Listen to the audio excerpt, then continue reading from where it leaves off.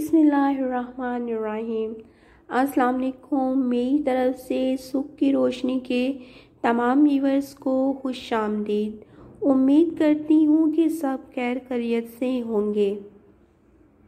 پلٹ کر جواب دینا بے شک غلط بات ہے، پر کبھی کبھار جواب دینا لازمی ہو جاتا ہے، کیونکہ اگر ایسا نہ کیا جائے تو لوگ بولنے کی حدیں بھول جاتے ہیں۔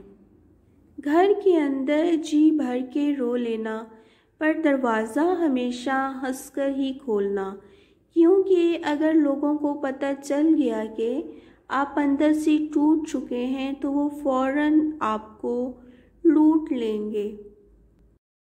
انسان جس کو مشکل سمجھ رہا ہوتا ہے، اللہ کی نگاہ میں وہ آسانی ہوتی ہے۔